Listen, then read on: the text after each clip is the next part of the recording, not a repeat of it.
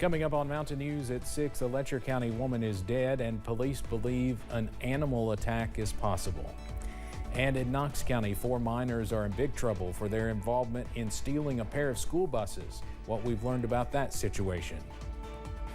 And temperatures today were in the 60s and 70s, but there is a warming trend. We'll talk about that in a few minutes. Dedicated to Eastern and Southern Kentucky, this is WYMT Mountain News at 6. We continue to follow a death investigation out of Letcher County. Police say they found the body of 57-year-old Trina Sandlin of Jeremiah over an embankment on Sunday. WYMT's Chandler Wilcox tells us what police know about her death.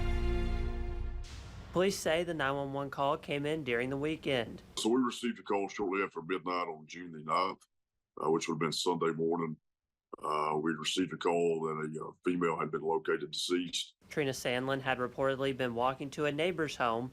Police say Sandlin was found over an embankment on Doty Creek with injuries similar to an animal attack. The process is trying to answer as many questions as we can from the initial investigation to find out if we can identify what type of animal it is, and we hope to do so. That at least points us in the right direction. Gayhart says animal attacks are not common. It's very rare when we have these types of events, but they do occur. I know we've had a few in the past several years, so it's something that we want everybody to be aware of. The trooper says injuries can be related to trying to get away from the animals. It can happen. When you get a large animal and you get them in packs, oftentimes they may get aggressive.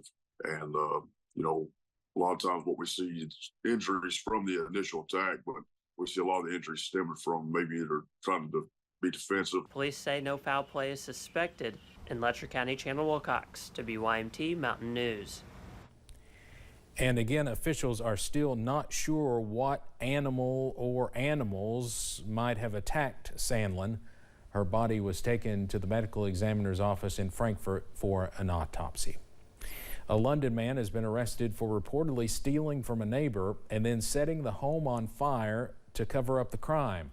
Police say Billy Swafford broke into a home on Laurel River Church Road, disabled the alarm, stole about $10,000 worth of stuff, and set the home on fire. Swafford is charged with arson, burglary, and possession of burglary tools. He was taken to the Laurel County Correctional Center. An endangered child alert is being issued for a missing 5-year-old out of Claiborne County, Tennessee. Police are looking for October Cooper right now in New Tazewell. Officials say she could be with her non-custodial mother, Victoria Cooper. She's wanted for custodial interference. If you see either October or her mother, call police immediately. 911 calls detail the moments after 4 teenagers took off from a group home in Barberville and reportedly stole 2 school buses from a Knox County garage. Police say the teens even took one of the buses for a joyride to Lexington, then crashed it. WYMT's Phil Pendleton spoke to folks concerned about the crime and has the 911 calls from other recent runaway reports. You know which way he went. We were having issues with another youth at that time. Police got calls of runaways from the Appalachian Children's Home early Monday morning, and later that day, police received a call from someone who saw a damaged school bus. But I just passed Central Elementary, and there's a bus sitting in the parking lot, and it looks like it's been wrecked. But the gate of the bus garage has been drove through. That was the first bus police say the 4 teens tried to steal. Knox County school leaders say they hot-wired it. Then another bus they were able to drive to and crash in Lexington. To get into the bus, to get the bus started, and even to bypass our sensor that our bus drivers normally have to do before and after drive. Police say they've received numerous calls in recent weeks of kids leaving the home. How long should it be gone for? Not even 5 minutes. For the third time, just received a call from that male subject from the children's home has walked away again. The most recent runaway resulting in major damage to 2 buses and leaving school leaders with questions. Our questions is, how did those juveniles make it out of their facility all the way down the road, which is a good distance, to our bus garage? How did they know which bus to get in and how to wire it or jam it to get it turned on. Yes, it is troubling. I mean, for the area, local area as well, you know, that these individuals could walk away. The Knox County Sheriff says the kids will be facing serious theft, wanton endangerment, and criminal mischief charges. In Knox County, Phil Pendleton, WYMT Mountain News. Police say the teens age 13 to 15 will be placed in other juvenile detention facilities.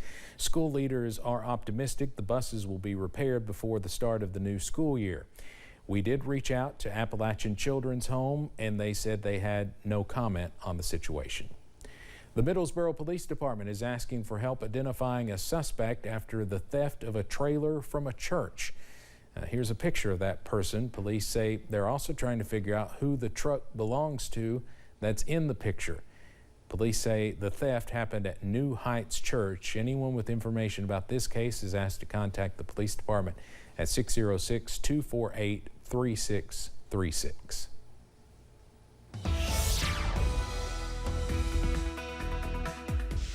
My goodness, it was a gorgeous day outside. I know earlier today on the way to work, I had the sunroof open, the windows down. It was just beautiful out there with temperatures in the 60s and 70s. Numbers for today made it to 69 in Pikeville as well as Grundy. Clintwood made it to 65. 72 is the high in Jackson. 71 in Irvin. 74 in London. Middlesboro made it to 77 degrees. And you take a look here at the temperature difference from normal. Prestonburg, 11 degrees cooler than where you should be for this time of year. 10 degrees cooler in Wise, 9 degrees cooler in Williamsburg, 8 degrees cooler in London. So I kind of felt like fall out there, if you will, right, Steve? Wasn't bad out there at all. Temperatures right now in the upper 60s, 69 in Pikeville as well as Grundy, 76 in Manchester, 74 in London, 73 in Williamsburg.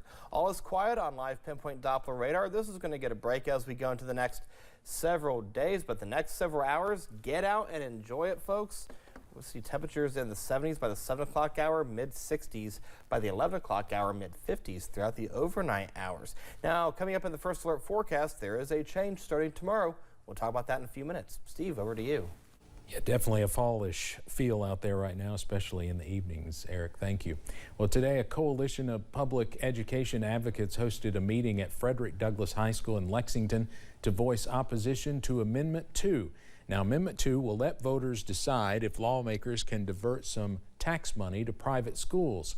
Fayette County Public School Superintendent Dr. Demetrius Liggins, FCPS Board Chair Tyler Murphy, along with educators and students, were in attendance at today's meeting to voice their opposition against Amendment 2.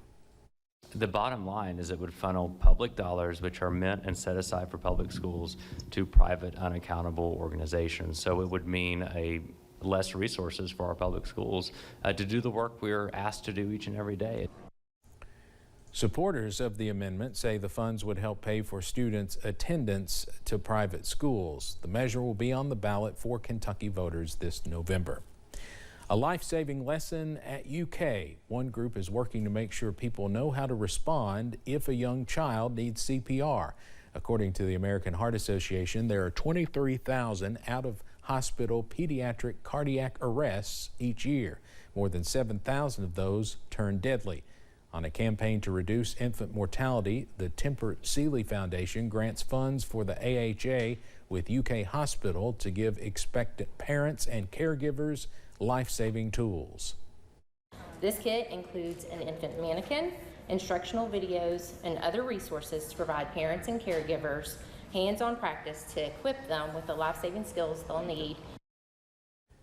On the American Heart Association's 100th year of operation, they say these kits will help them achieve their organization's main purpose, which is to turn a nation of bystanders into a nation of lifesavers.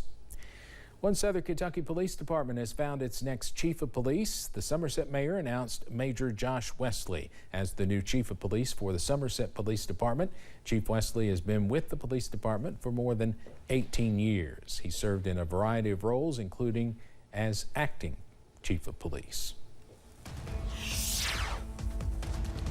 All right, here's a look at the weather headlines that we'll talk about in a few seconds. Another cool evening tonight. The warming trend will begin tomorrow, but It's going to come with a price, and that's going to be the triple-digit heat indices, which will take place this week. And we'll talk about that in the First Alert forecast in a few minutes.